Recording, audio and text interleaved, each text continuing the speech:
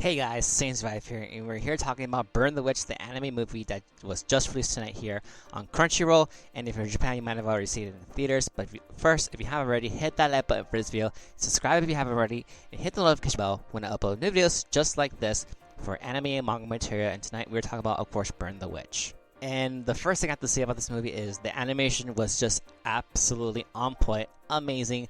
I felt like it captured a lot of Kubo's art style as best as you could, because it's really hard to copy and to capture the magic of Tite Kubo's designs, but I feel like it was pretty close.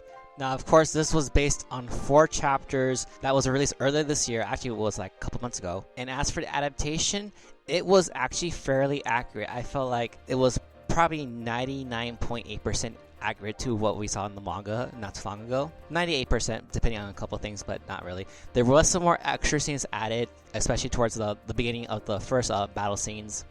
Oh, and I forgot. There will be spoilers, so if you have not watched the movie already, pause, come back when you're done watching the movie, of course. But yes, there will be spoilers in this video. Now, of course, there's little extra scenes added to it, especially towards the end. Because I had to reread the last chapter right before I made this recording, because especially with Osushi, we did not know he could talk until the very end, so I'm not sure if that was an add-on or not from the anime set, or that was Kubo wanting to make a little joke. But that was pretty funny on how that whole thing happened. But no, in the manga, Osushi was not with Boggle and Null towards the end. Sweet scene at the end of the movie of them like embracing it and showing that Null does really care for Boggle even after the events. And also the ending music for this movie was absolutely phenomenal. I did really wish that this was made into like one whole movie and it was not separated to 3 different episodes, because I felt like it just flowed a lot better and it just made you want to like go straight into the next episode without any like episode breaks. Just make it into one full movie. I felt like that's what it should have been done, but for whatever reason they thought it would be better if we make it to 3 movies and it's like OVAs. But overall, I just felt like it would have been better if it was just like made into one full movie. In total time, it was about like an hour long, probably less if you took out the endings for the first 2 episodes, especially the ending songs. But the animation studio for this movie, Studio Colorido, I actually have never heard of this studio until now, but I did see Wit Studios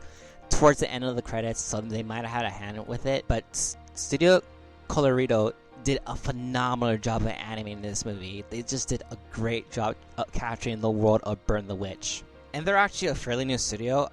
The most earliest work that I found was since 2013, but they have worked on other things. The most popular one that I found was Pokemon Twilight Wings, but I definitely want to check out more of the work, especially after watching this movie and how phenomenal it was, especially during the special effects, during like some of the spells that Noa Nini made, and when Bruno did his spray techniques. Those were really cool. The voice work was really phenomenal, top tier, top notch. As always, Japan's seiyuu is always on point with this. I really like Nini's voice a lot. Banks Jr., his voice was phenomenal. I expected it to be a little bit more like sarcastic, but overall it worked. Noel's voice captured what like kind of like the dull but smart, sarcastic way that she spoke in the manga, and they were able to capture that spirit well. And Boggle was probably the most annoying part of the movie, but obviously he's a little bit naive and like not totally aware of his situation, even though he does, but he's kind of a dunce. And Macy's voice was phenomenal as well. They did a really phenomenal job at it. As for the story for this movie, as I said, really great adaptation from the manga side. I was disappointed at the fact that they did not really cover the one shot first, because I felt like that he should have like done the one shot first, either as his own OVA special, own movie, or have like the first like 30 minutes or 20 minutes of the movie, and then cover what happened there, then lead into the 4 chapters that was released that was covered by this movie. But they did incorporate some of the one shot into this movie, especially at the beginning where you saw like the sign for the Worcester branch of the Soul Society was destroyed, but at the very end of the movie it was actually rebuilt before Null ends up destroying it because of Osushi's antics of wanting to see her panties. But unless you like read the one shot, you didn't really know why Noni have to take care of Bago and why Osushi's there. I just felt like there's a lot of context that was not there. And like I said, if you were not there to read the one shot, you had like, okay, why are they there? Why is Bago there? What is Osushi's there? Why is Noni taking care of this guy? And also the one fact that they did omit from the movie, from the one shot, was Billy Banks Jr. of how he got promoted from the first one shot, and then when he came to the 4 chapters in the first chapter, you find out he actually got demoted from being where he was before, I think with the Spears. But it was never explained why he got demoted in the first.